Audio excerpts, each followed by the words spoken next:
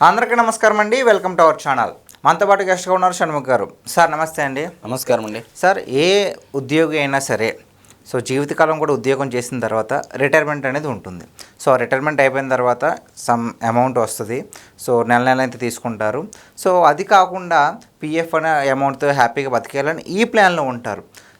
మరి ఏబి వెంకటేశ్వరరావు గారు ఇలా కాకుండా రిటైర్మెంట్ అయినా సరే ఇంకా డ్యూటీలోనే ఉంటున్నారు. ఇది ఎంతవరకు కరెక్ట్? అసలు ఏం చేయాలనుకుంటున్నారు ఆయన?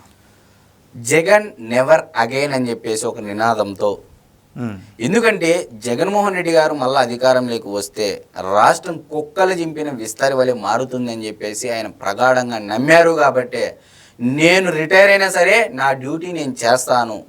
ఈరోజు సోషల్ రెస్పాన్సిబిలిటీ ఎంతమంది ఐఏఎస్లకు ఉంది, ఎంతమంది ఐపీఎస్లకు ఉందండి? ఈ మధ్య కాలంలో ప్రతి ఐఏఎస్ ఆఫీసరు, ప్రతి ఐపీఎస్ ఆఫీసరు రిటైర్ అయితేనే రిటైర్డ్ అయితేనే ఒక పార్టీ పెట్టుకునేది, ఒక కులాన్నో, ఒక ప్రాంతాన్నో, ఒక మతాన్నో అడ్డం పెట్టుకొని పాలిటిక్స్ చేస్తూ ఉన్నారు. ఫర్ ఎగ్జాంపుల్ ప్రవీణ్ కుమార్ గారు, ఆర్ఎస్ ప్రవీణ్ కుమార్ గారు, లోక్సత్తా జయప్రకాష్ నారాయణ గారు.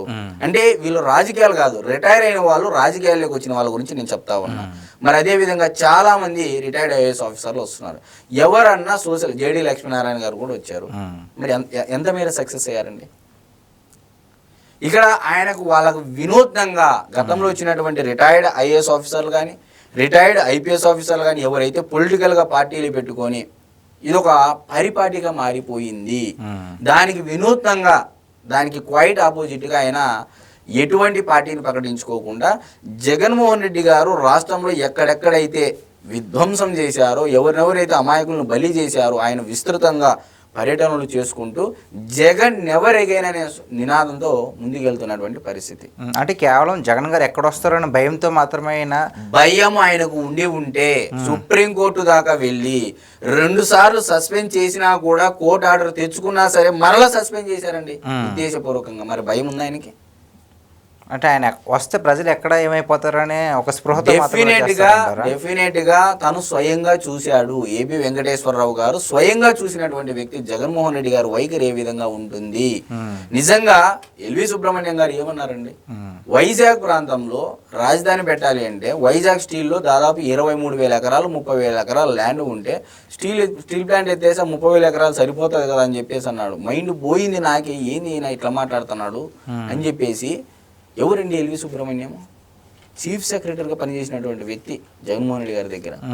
మరి ఆయన ఆ రకంగా మాట్లాడుతున్నాడు అంటే ఇమాజిన్ ఒకసారి జగన్మోహన్ రెడ్డి గారు మరలా అధికారంలోకి వచ్చింది అంటే ఇప్పుడు 3 కాస్త 30 రాజధానులు అయ్యేటివి.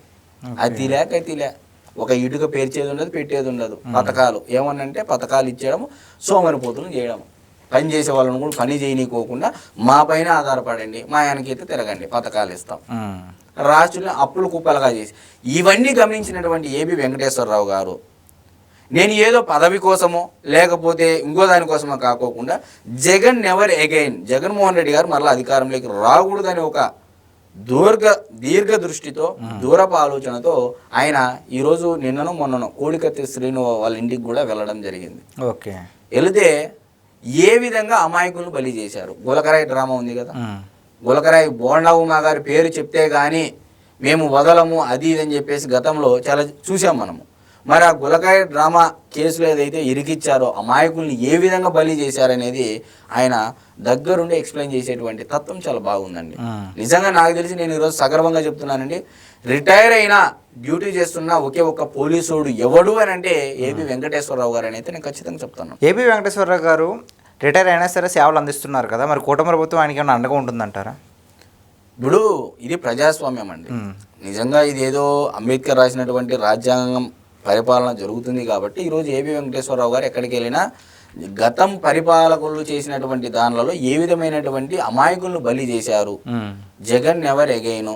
జగన్మోహన్ రెడ్డి గారిని నమ్మితే అమాయకులు ఏ విధంగా బలి అవుతారని తార్కాణంగా ఒక ఉదాహరణగా దగ్గరికి వెళ్ళి వాళ్ళకి జరిగే పరిస్థితులను ఏ విధంగా ఇరికించారు వాళ్ళని అని చెప్పేసి ఎక్స్ప్లెయిన్ చేసి ప్రజలందరికీ తెలియజేయడం, ఇది కదా పోలీస్ చేయాల్సినటువంటి పని.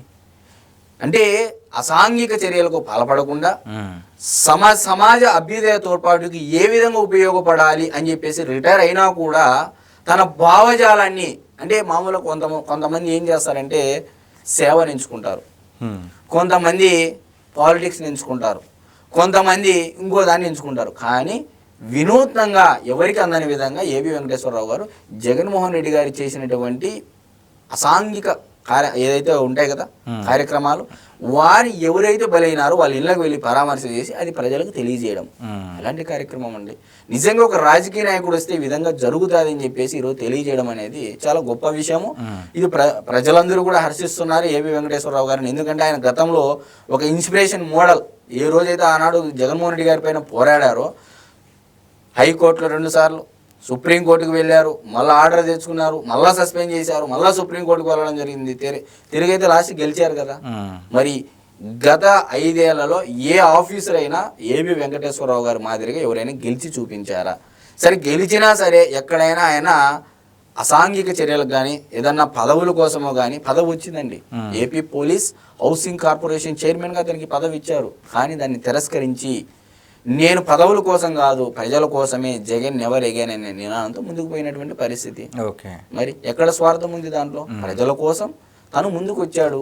ఇలాంటి చర్యలు జరుగుతాయి, ఒక నాయకుడు అధికారంలోకి వస్తుందని చెప్పేసి ఒక స్లోగన్ ఎత్తుకున్నాడు. థ్యాంక్స్ అండి. నమస్తే.